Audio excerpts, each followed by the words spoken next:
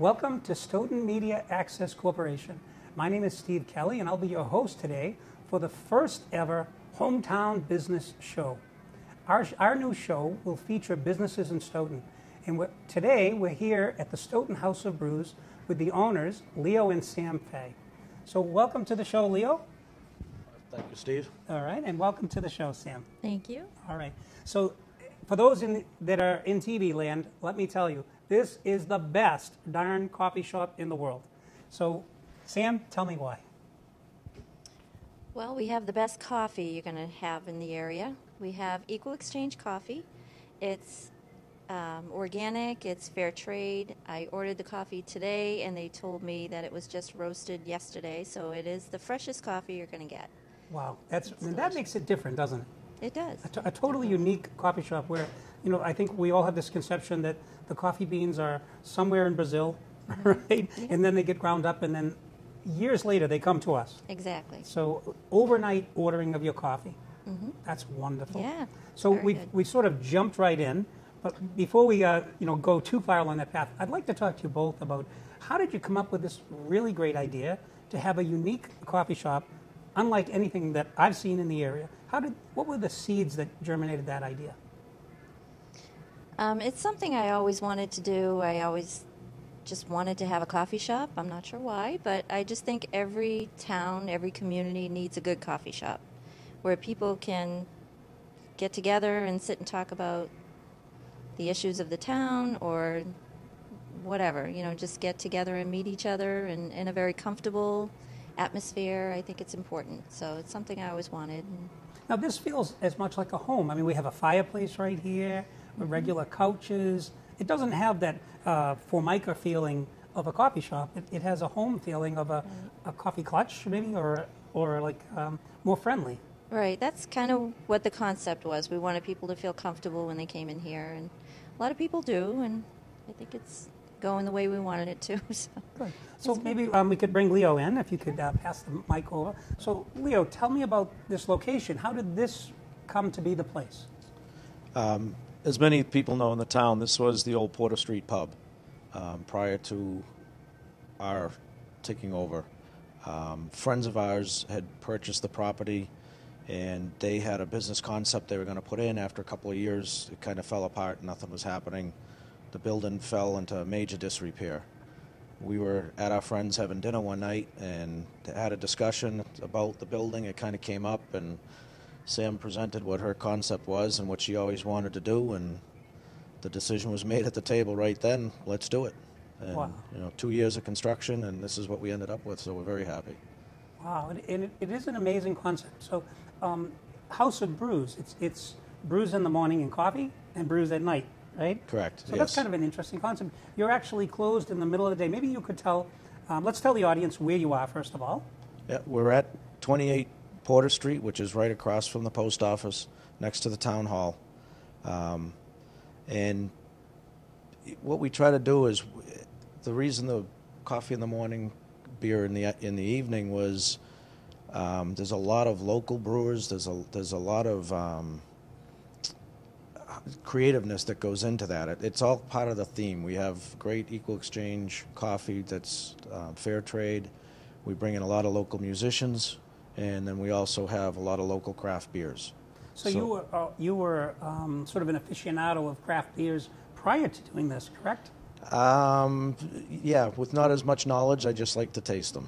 You just like to taste them. But now I'm sure you've built a lot more knowledge as you decided how to stock the bar, for instance. Yes, yeah. There's a little bit of time that it takes, but it's really nice listening to the customers that come in. There's apps that they use on their phones that they check in the different type of beer that they drink, rate the beers.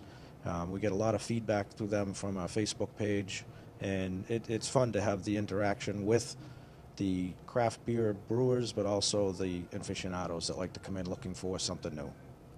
So I wanted to ask Sam, what's the coolest thing about this place? What is it that is unlike any other place?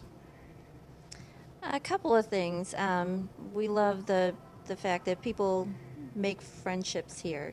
They meet here, and we've heard of a few people who, they they just got to know other people here, and they have lasting friendships. Some romances have come out of here. Oh, some romances. Yeah, Isn't that great? It's kind of cool.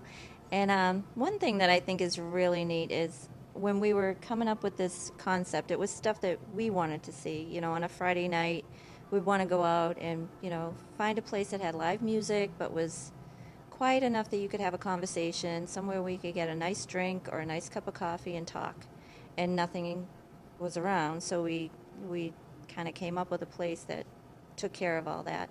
And we thought it would be people our age that enjoyed that kind of thing. And then our daughter, who was 21 at the time, her friends were so excited about the place, they couldn't wait for it to open. So we were saying, I wonder what kind of age group we're going to get. And we get everything from 21 to 90. We get and everything in between, you know, and everybody seems to feel comfortable. So and I want to point out that in the background is the, let's call it the music corner. And we have a beautiful guitar hung up, and we can see mics. And you basically can have 2 and 3 person groups, right? Mm-hmm. Yeah. And they can come in. There's enough room for that. And you've got everything already set up for them, it looks like. Some music equipment.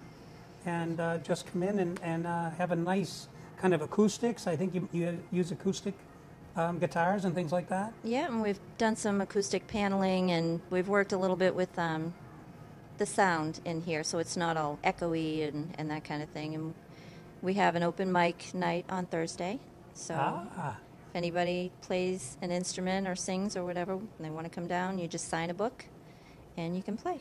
So that really brings you into part of the community. So tell me a little bit more about that, Leo. As far as the music or the... Yeah, well, music, and then I want to talk to you a little bit about what this restaurant, is restaurant correct? You know, you do have food, too. So we actually want to tell the audience about all of the things that you guys have. So it's not only a music venue, it's not only a brew venue, but you also have food. So, right. You know, just kind of take us right through what you think they need to know. Sure. In the morning, there are pastries, baked goods, breakfast sandwiches. We've also started doing some healthy options, promoting that. There's a new program Sam could tell you more on that's Mind, Body, and Soul to help people with different aspects of their life. It's a monthly program. In the evening, we do everything from cheese baskets to sliders, flatbread pizzas. And, you know, again, that's one of the things a lot of people will ask us, why don't you expand your menu? Why don't you do this? Why don't you have this hours? And we're trying to accent the community. We're not trying to take business away from businesses that are already doing those things in the town. We don't want to take lunch business away from people that have been in business for a while. We want to come up with a different, unique place that gives you a choice to go to. Tell me about the hours that you have. Monday through Friday in the morning, we do 6:30 to 11:30. In the evening, Tuesday through Thursday, we do 5 p.m. to 11 p.m. Friday evening, we stay open till midnight. Saturday morning, we do 8 to 12 in the morning, and then in the evening, we do 6 to midnight. Wow. And what about Sunday?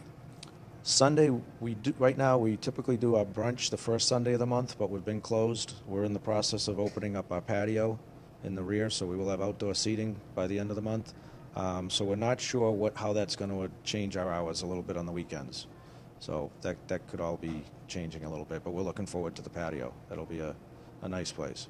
So if I were to sort of tickle your memory a little bit, what's sort of the funniest thing that's happened to you since you opened up here? Is there anything that strikes you like, I can't believe one day this happened? And we had talked about a story of a friend of yours who had Andrea Bocelli come into his restaurant. That's pretty funny. They took pictures without film. The funniest thing.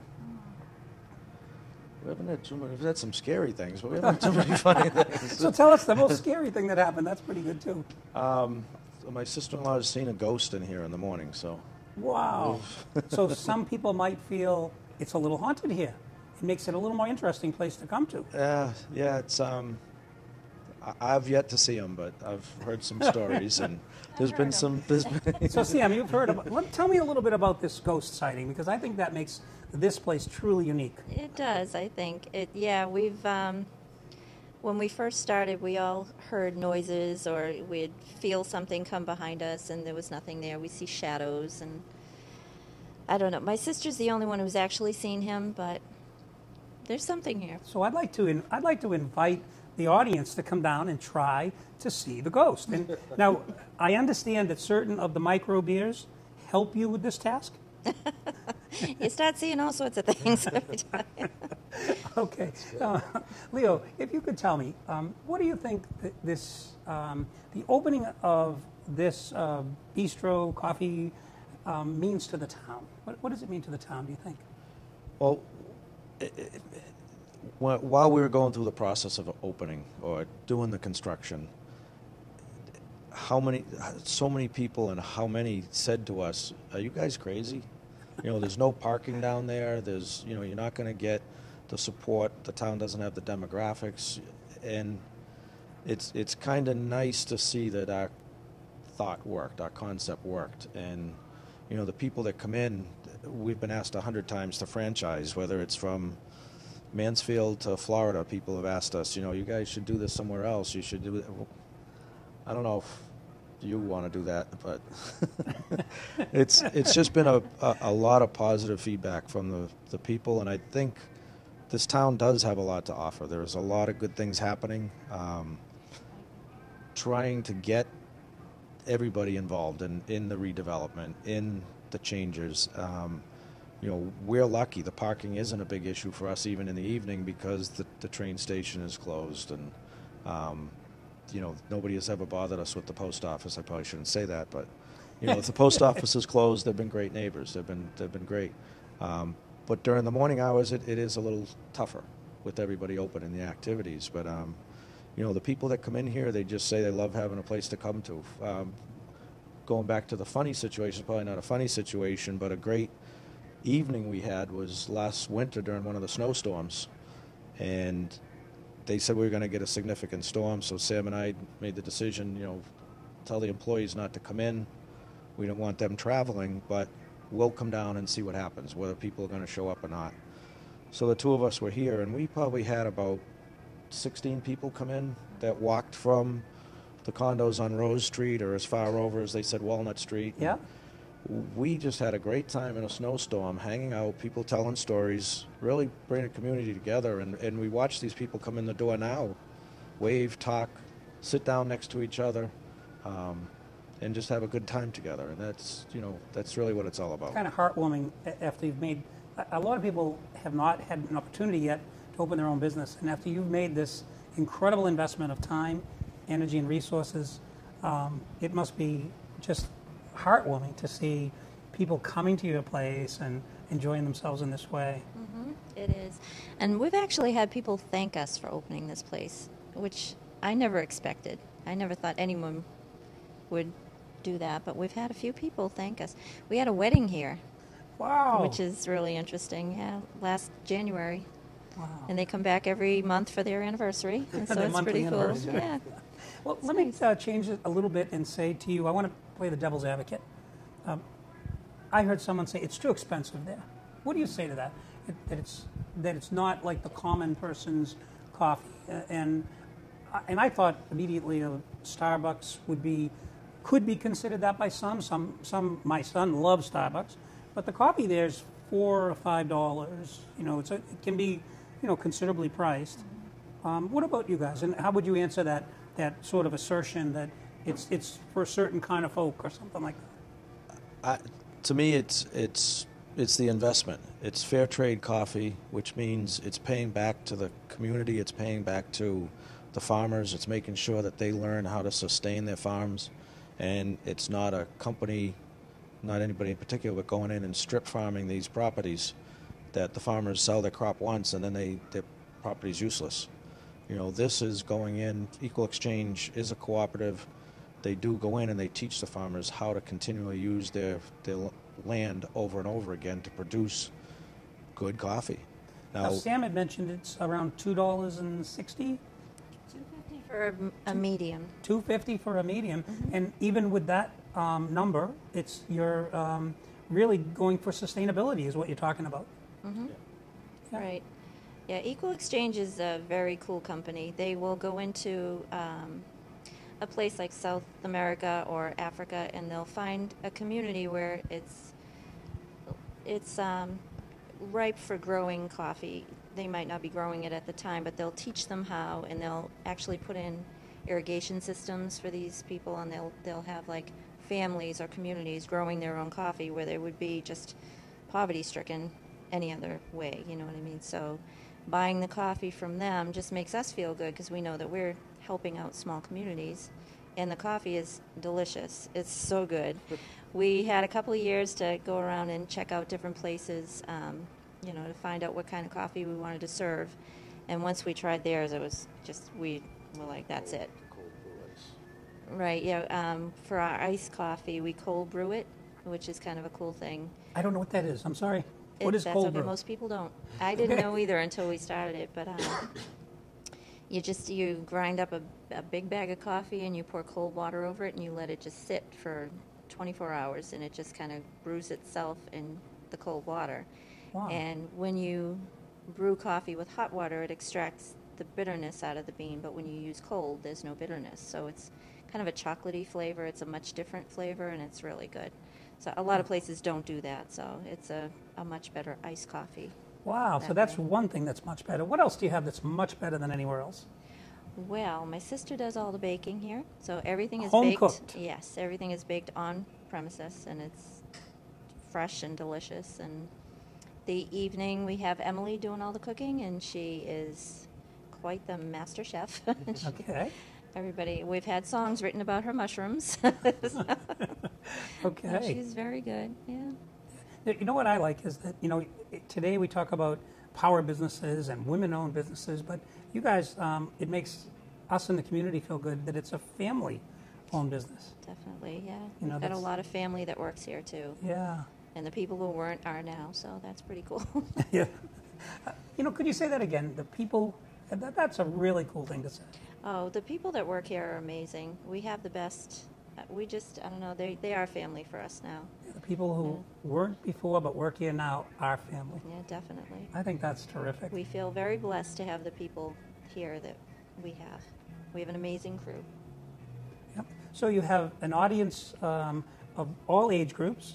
You have music for everybody. You have food. You have a morning venue, an evening venue, a Sunday brunch every fourth Sunday or something like that, right? Yeah, it's supposed to be the first Sunday of the month, but things come up and that changes.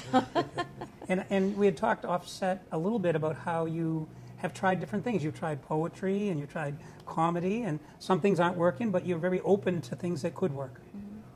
Yeah, we on our open mic, we welcome whoever wants to come in. Some people have tried comedy, but it's more of a music venue, so music tends to work better here. Right. But yeah, we have a lot of local musicians that come in. Go right there. Yeah, take it. One of the nice things that we also hear back is from the musicians that play here. The musicians comment, and one of the greatest lines I've heard was, everybody's talking, nobody's paying attention while we're playing the song, but as soon as the song finishes, everybody's clapping. And he said they do know. And they do listen. They are they're also listening. able to chat while they listen. And we know it's not as quiet music-wise as we'd like it to be. That sometimes it gets louder than most. Some people would like it, and it is a small room. We do everything we can to accommodate all. But it's just nice to see the communication that's going on while the music is being played, and then acknowledging the performer that's happening. Because again, that's the art and the coffee, the art and the craft beers, and then the art and the music. It all ties together in that theme. Well, I have to tell you, I really appreciate you inviting us to your wonderful Stoughton House of Brews. I think that it's just amazing how you pulled it all together and created an identity for yourselves and contributed to creating an identity for the town. Well, thank you. Thank you.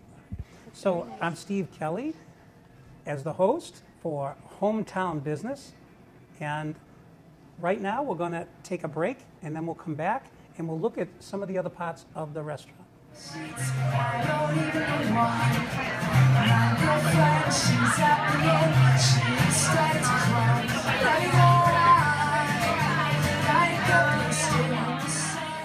Welcome back to Stoughton House of Brews. My name's Steve Kelley, and I'm here with Leo and Sam Fay. And we're here in the other section of their bistro, the House of Brews, and this is the bar section. So how did you guys get this incredible bar in place? Well, it was here. This was the only thing that was here when we first came into the building. It was kind of in disrepair, to say the least.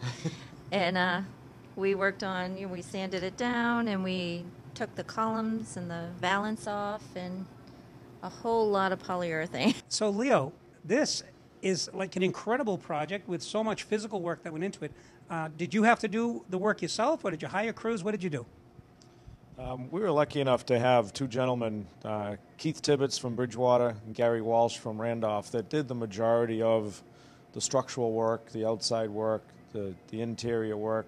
You know, Sam and I, we took not the easy stuff, but the elbow grease stuff. You know, the things that it was easier for us to do than them to have to worry about. But we kind of took it upon ourselves to do the refinishing of the bar, the rails along the wall with the stools. That was a piece of wood that we found down in the basement. We cut it, reshaped it, sanded that down. Sam and I actually, we got pictures to prove we built the fireplace ourselves, and that the mantle, the wood on the mantle, was another piece that was in the basement that we did, and it just kind of adds our touches to it. So it's fun. The accents we did, the blackboards we built, and Sam painted, and just to put our mark on it. Very good. I also want to talk about, you have a number of different kind of entertainment here. And we had talked earlier in the interview about having ghosts. And I think everybody sort of is tickled about that. I know I am. So you do another thing with a special woman who comes in, and you fill the place. So maybe, Sam, you can tell us about that. Sure, that's Candace Dalton. She's a local girl. She is an amazing medium. If you ever were skeptical about mediums, she is the real deal. Trust me. She was coming once a month, but then some things happened. But she's coming in June 7th, and we packed the place. People just love her. She's amazing, and she will get you in touch with your people who have passed. She's awesome. I can't say more about her. She's just great. She's amazing. So that'll be great. Well, whether you believe in ghosts or not, this is a perfect environment. I bet when the lights are low. And tell me a little bit, maybe Leo, tell me about these, call them candelabras. What made you? Again, it was bringing the appeal of the building. If you look at the architecture and the outside of the building, this building we have it on a map as far back as 1880, and that was a big thing for us, is to keep the feel of the building, the character of the building, and not change that. During the 2 years of the build-out, there was a lot of time spent, Sam and I looking on the internet, Googling different things and trying to find the right fixtures and make them fit. And, it's a process, but we definitely got the look and feel we wanted. We got a lot of compliments on it. And it's fun. Now, you're not a sports bar, but do you occasionally do anything with sports, like a soccer show or anything like that? We have these TVs. They're small, but, and we usually have them muted. We'll have a Red Sox game or, hockey game or whatever happens to be. Patriots, whatever happens to be going on at the time. The games are on.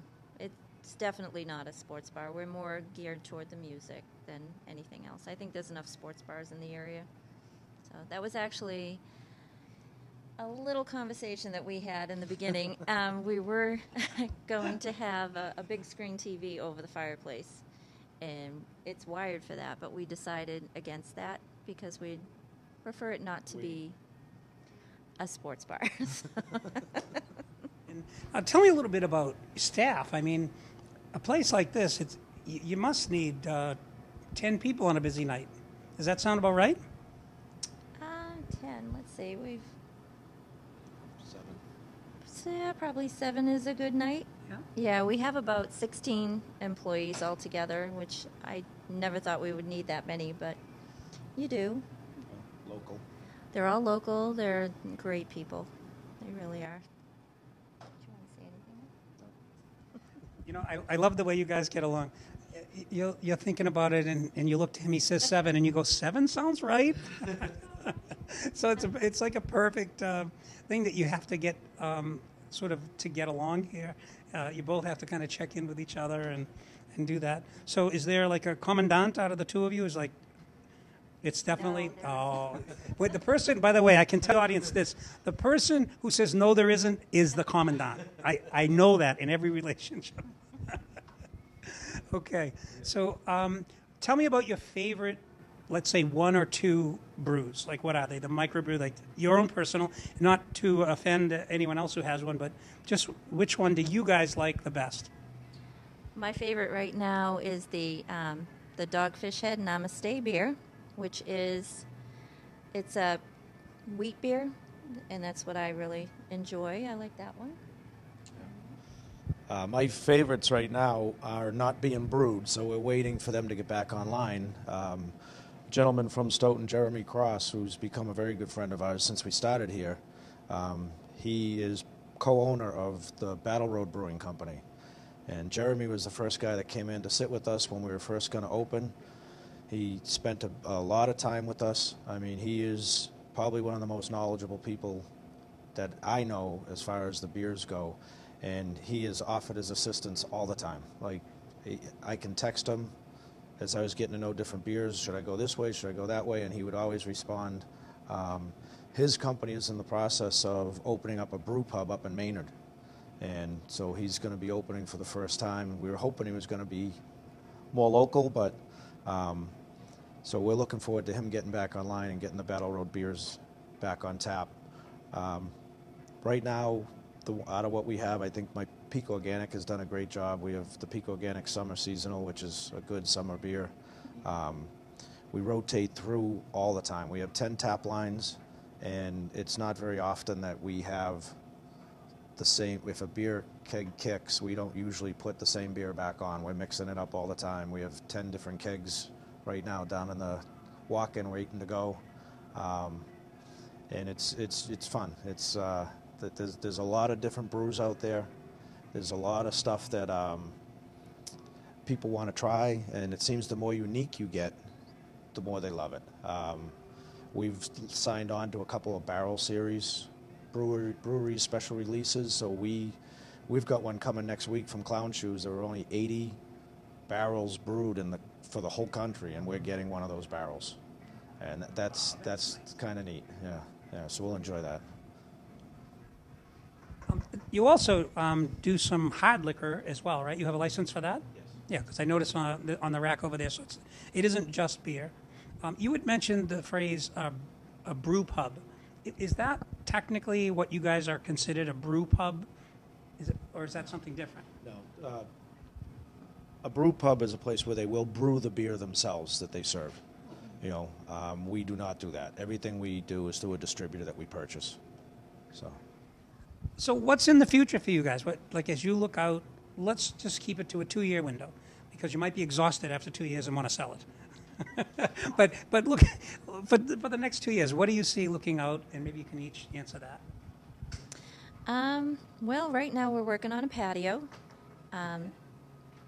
and hopefully soon we'll be expanding. There is a possibility of expansion. So. Thank you for watching. Again, my name is Steve Kelley, Stoughton Media Access Cable, and here we've done our first show with the Stoughton House of Brews for Hometown Business. Thanks for watching.